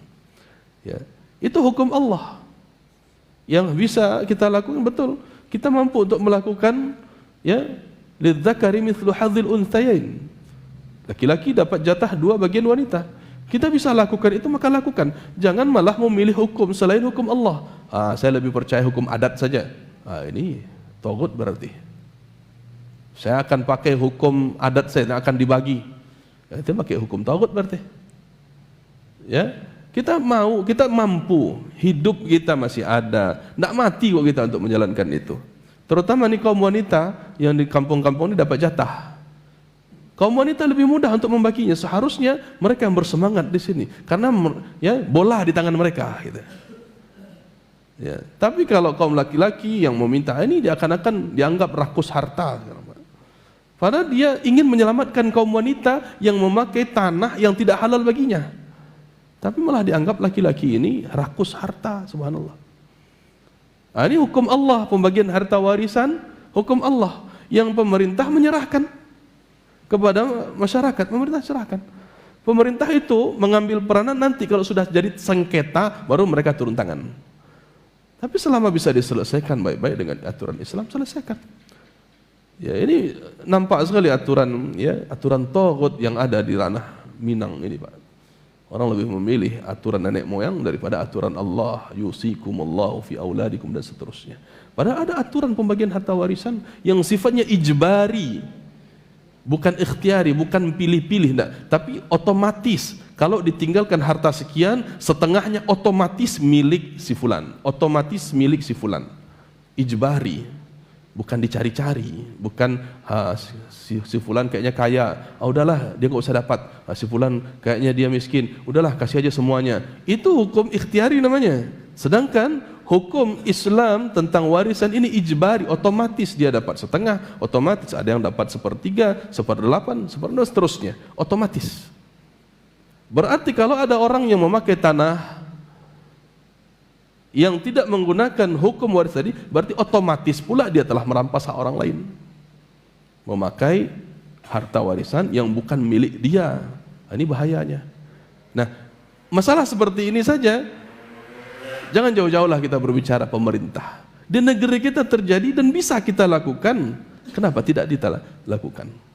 Kenapa tidak kita lakukan? Kenapa harus melihat wah orang berzina ini harus dicambuk oleh pemerintah? Terus pemerintah kita serang, pemerintah kita, ya, kita cerca harus menegakkan hukum Islam. Kita dalam diri kita apakah sudah menegakkan hukum Islam yang sudah kita mampu? Ya, kita sudah tahu ini hukum-hukum Allah Subhanahu wa taala, kenapa malah memilih hukum yang lain? Maka hukum yang lain tersebut kalau kita, ya, ikuti, kita pilih, sehingga bertentangan dengan hukum Allah, berarti kita telah mengikuti hukum taghut. Wallahu a'lam. Barakallahu fikum. Kita cukupkan sampai di sini. Subhanakallahumma bihamdik asyhadu an la ilaha illa anta astaghfiruka wa atubu ilaik. Salah dan kurangnya kami mohon maaf. Assalamualaikum warahmatullahi wabarakatuh.